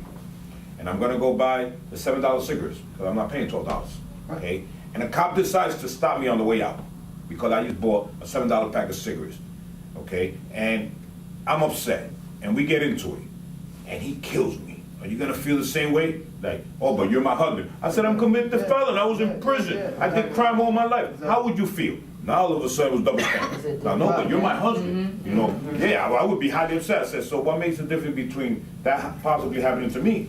Okay, I work, take care of my family, okay? Contribute to society. I'm not a criminal no more, okay? So now, why would you judge this young man based on whatever he was, his background, whatever mistakes he made, but you won't judge me? Watch this. I got you, Rise. I see you. Now watch this. Law. Let's just say, for the sake of the show, and I done came back to Earth, so I'm going back to the moon. Let's just say Eric Garner walked into that store with a gun. Let's say he robbed the store and it was on camera and walked out and there was no weapons or nothing. We're talking about loose cigarettes, but I'm going to the moon with mine. Let's say he was on camera in the store, robbing the store with a weapon, left out of the store, left out of the store, right? And when the police arrived, broad daylight, Mike Brown incident was at night, broad daylight, when the police got to him, short pants, t-shirt, no weapon, hands in the air, talking to you, communicating, no. If there was any imminent threat. See, the two things that people not looking at here is some words.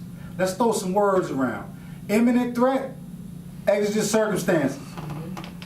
If there is no imminent threat, and it's obvious that there was no imminent threat because a full conversation ensued. They rocked that boy to sleep. What they did was, they stood talking to him because he was talking with his hands and all. They stood talking, and the police, whichever one it was, if you look at the video clearly, they're talking to him, and the police officer is moving to the side like this because when Eric Garner was talking, and he got his back to the store. Right. He got his back to the store. The cop couldn't get behind him. The other officer's talking to him, and as he's talking to him, he's moving to the side. And when he stepped up away from the store and he turned to face the other officer, then then this dude came behind him and grabbed him in a chokehold. But how long did it take for you to engage this man in a conversation to illegally put him in the chokehold? And this, going back to the Mike Brown show that we had, this is why we as a people need to vote. We need to get on the jury panel, because these are the questions that need to be asked when it comes to the jury. We need to look at these videotapes. Some African Americans without felonies in communities of color that can understand how to break these things down can be able to sit on these jury pools and say, wait a minute, what you guys are looking at is what's in front of you. Why is nobody looking at the fact, how long did this conversation ensue before they put this man in the position to get behind him to choke him? Why did they decide to go behind him That was a and hit choke though. him? But that was a hit. Do you know, I'm gonna say this.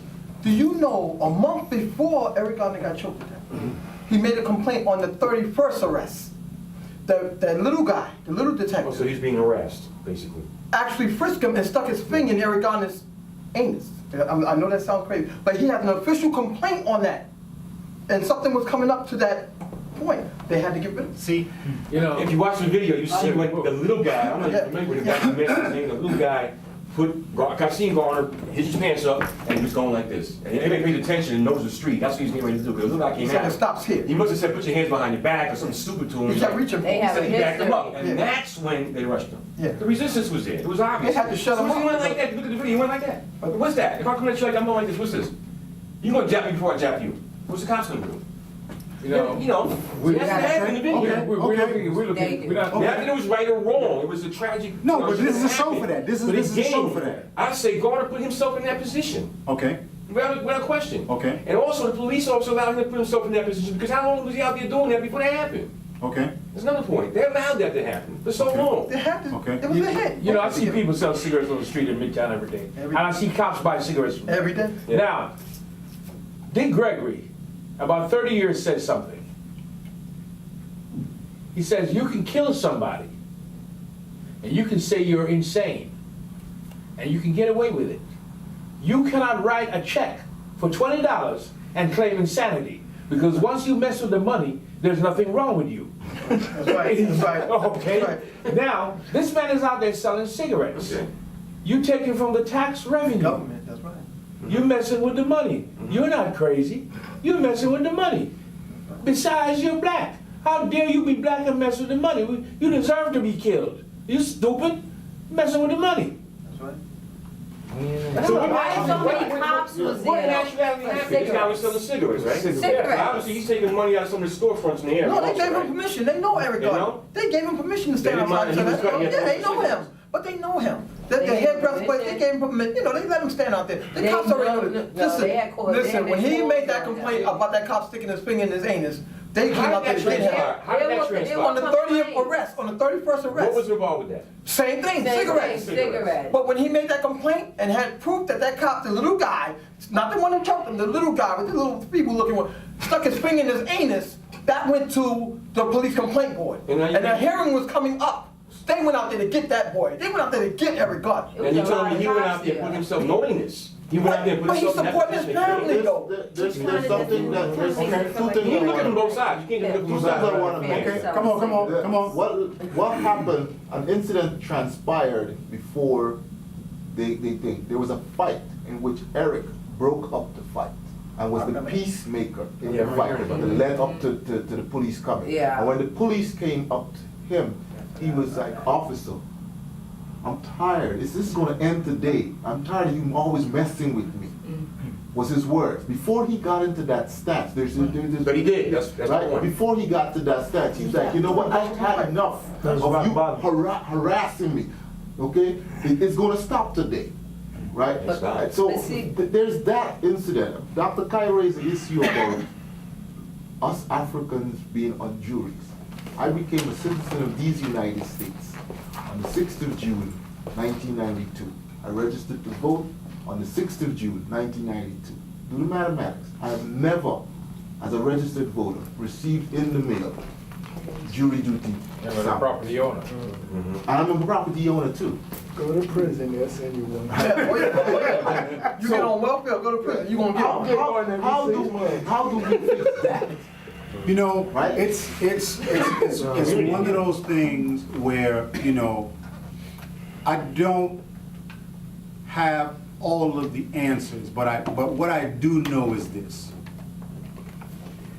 If what some of you guys are suggesting about us being 3/4 of a human being and not being declared a citizen, and we have privilege, and you know, a lot of things have been communicated back and forth throughout the course of this show.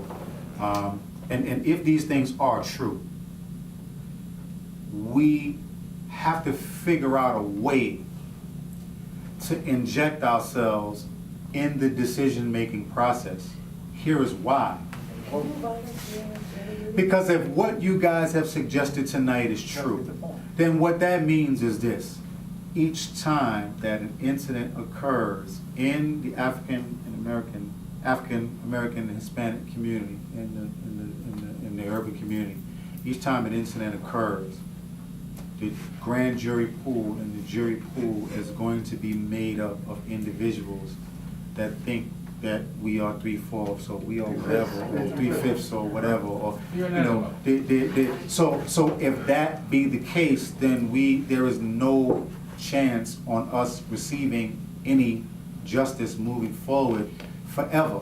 And that's not the short stem on a firecracker, because again, what I'm trying to do is move away from continuously harping on the problem. We already see, if you want to know the problem, pick up the autobiography of Malcolm X. But we need solutions, man.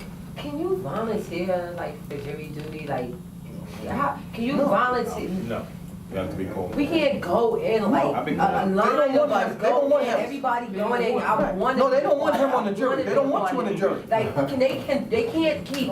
We all go one behind another. How about we do this? I want to be a part I of got the you, Roz. process. How about we do this? How about when we go home? Because I know some of y'all gotta leave. It's getting late. How about we just Google it? How about we Google jury duty and the selection process and all of that? Because there's no way you gonna tell all of us no. Yes. Two, you actually have to, you actually, it's, what is this? Selection, they do their own selection process like a lottery. They send it out, you respond, and if you actually can or can't, you actually go there and you respond to it, but they have the selection process of their own. Yes. You don't go there and volunteer. I think they do background check. Come on, Ross. They pay. They called me twice. Yeah, they mail you out. They called me They twice. mail out They six. called me and I went.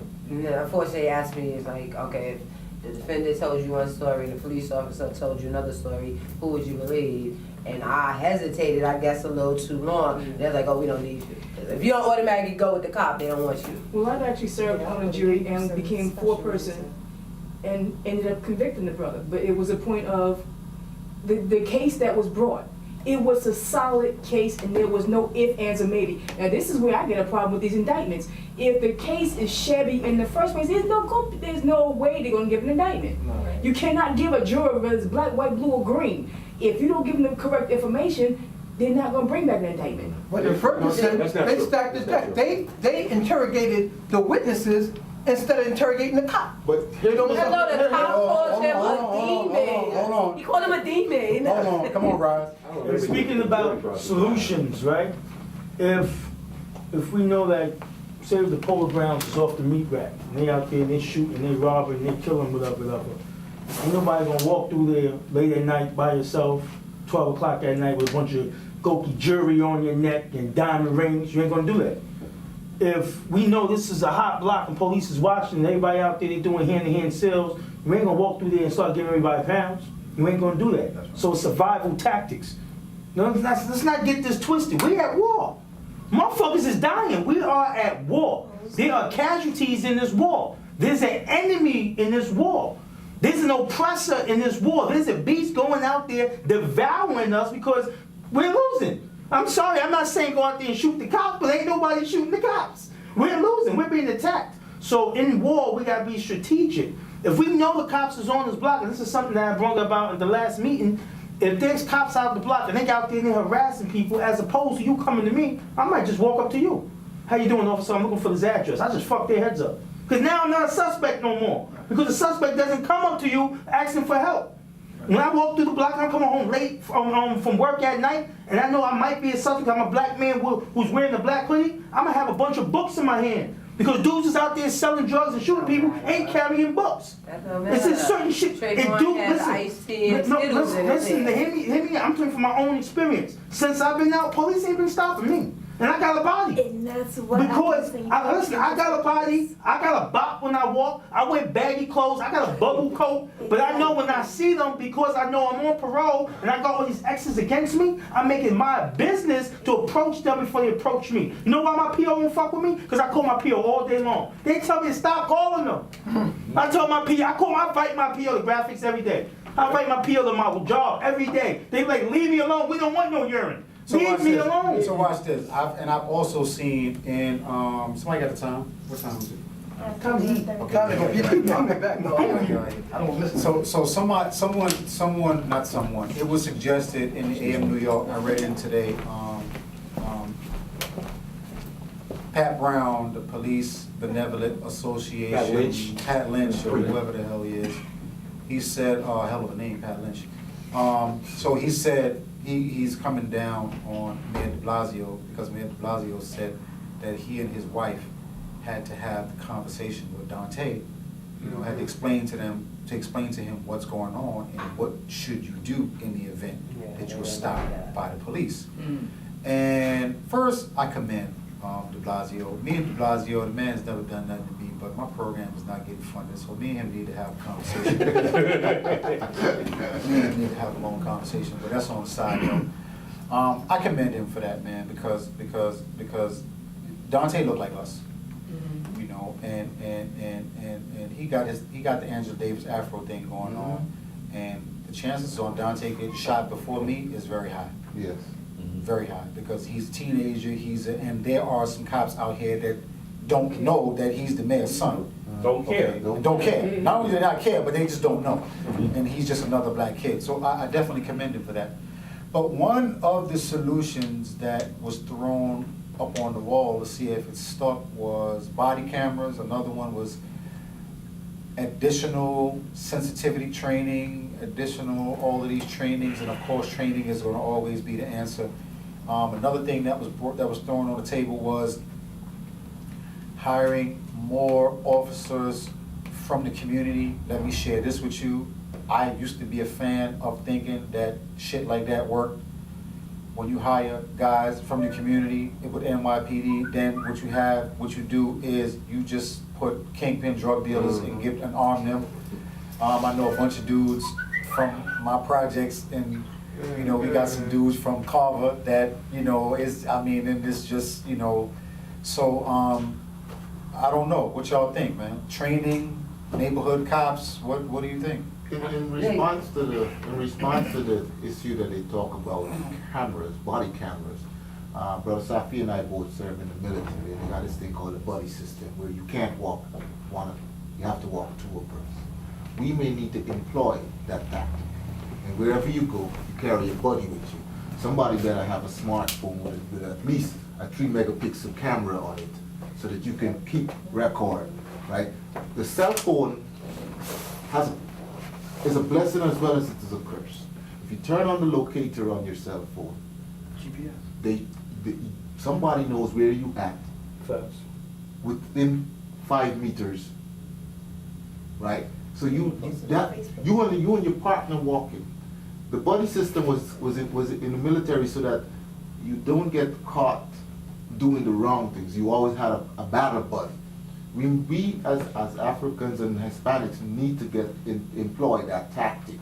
$600 for a gun, and then you could get 600 bullets for $100. No. Yeah. Now watch this. So now here go my little half a brain, because I'm kind of slow. How about we get Apple? To create a chip.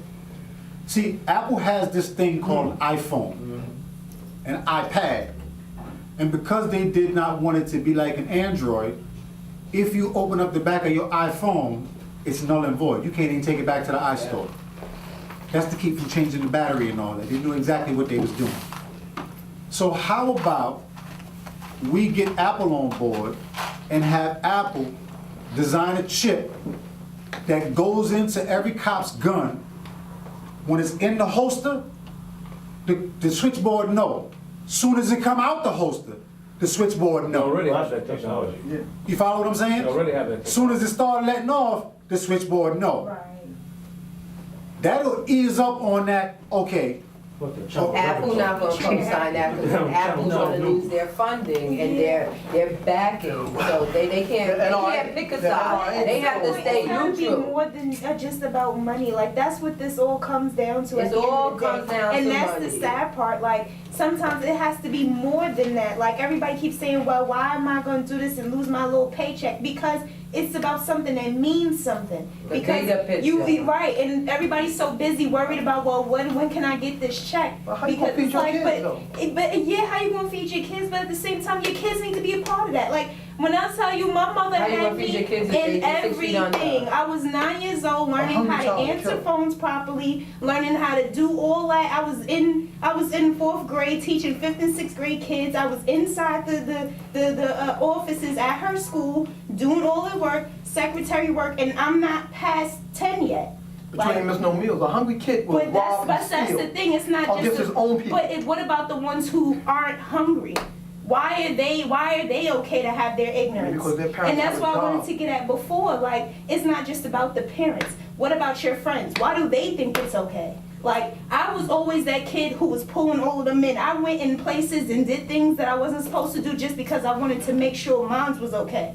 Like, But you're a leader. But that's the thing. You gotta let there a child are live. kids who was raised like me. Why is that an excuse? But why can't That's a child what I live? don't Why can't understand. our children live a child's life? I've lived Everybody else's children get to live a child's life. That's not true. And see, that's the thing. You're still making excuses. No, I'm not for making them. excuses. No, I'm no, I'm saying- not saying you really are, Right. but at the same time, you are. Like you're You saying, are. it's okay for them to be like that. But I was raised with my mother making sure that I looked out. Actually, she didn't. She told me that without teaching me that. She didn't verbally teach me that, but her actions taught me that. She even got irritated with how many kids I would really, and they didn't like them. My father, my mother didn't want me around them, but I felt they needed help. But look at all So the I businessmen. made sure Look at the to businessman. do that. Look at the businessman. You look on any corner, you see a whole bunch of young black businessmen like I used to see him when he was making thousands of dollars every 10 minutes.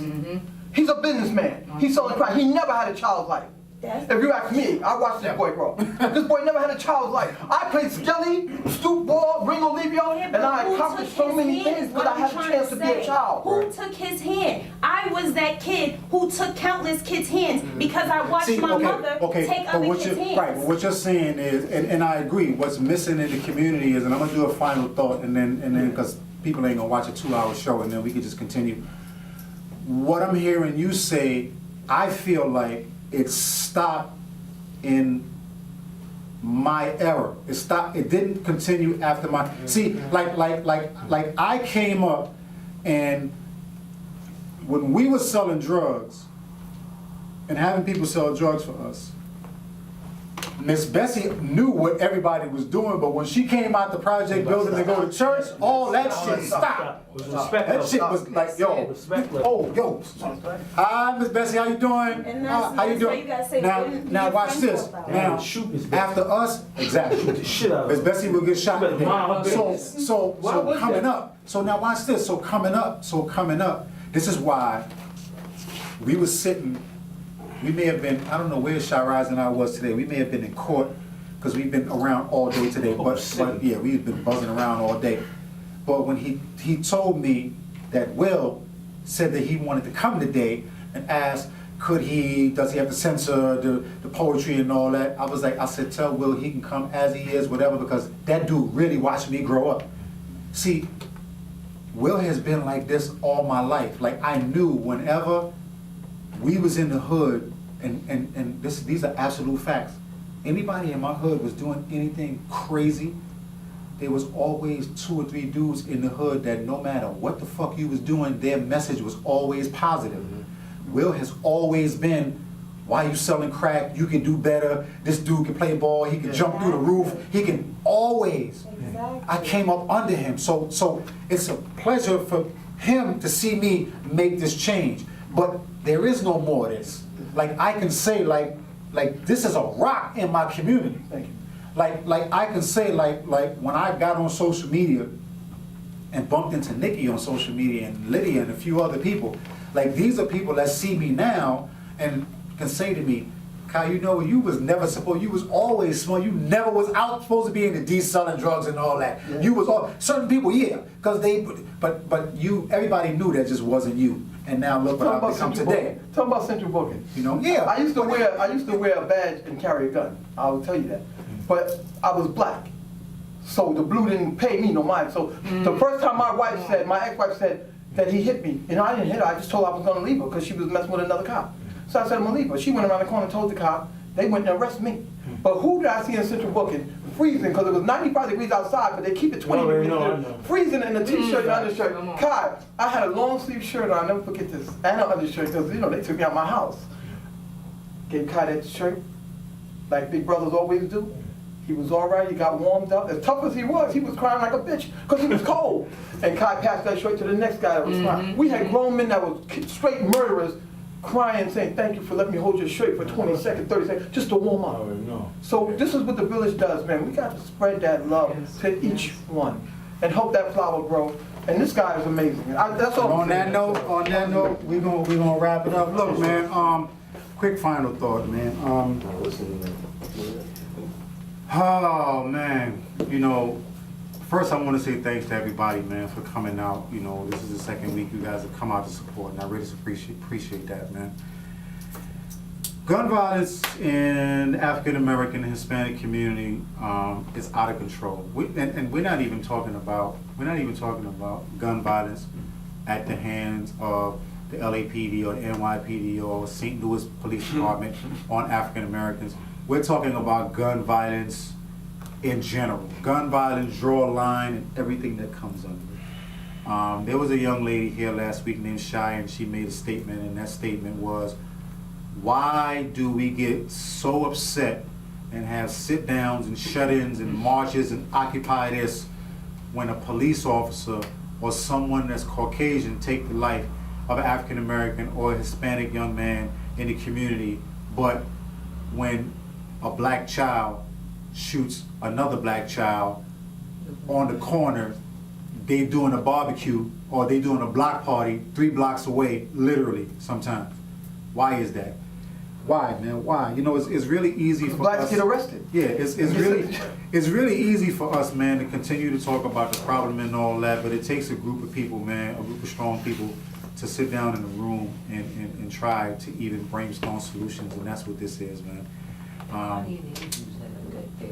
Yeah, so with that being said, man, this is today's show, and for some strange reason, man, for you guys that's viewing, I just have the strangest feeling that we are going to be in this circle again real soon, talking about another issue of gun violence somewhere in the nation, man. So until we come up with something that looks like a solution, it's going to continue, man. Let's grab hands and let this brother send us out on some positive words. Because I know you got it. Let's go get hands together. But I would beg to defer to one who has more knowledge than I. Okay. Our brother, come on. Please. Yeah, quiet. Please. Well, I'm taking everything in, a lot of ideas, and been coming across, from everyone. But I believe that, I'm optimistic, and like what we're doing right here is the beginning of something of a brighter future, and like it's inspired me to like get more involved, and everyone has a role to play. I think this is destiny. This is destiny for us to be here tonight. For me to walk by, and I'm usually not in the neighborhood on a night like this, and to come in here and to listen to the ideas and what we want to do for the future to make a better community. To have a better family, a better nation. And with that, Amen. Amen. All right. Yes. All right. So you Yeah, man. Give it-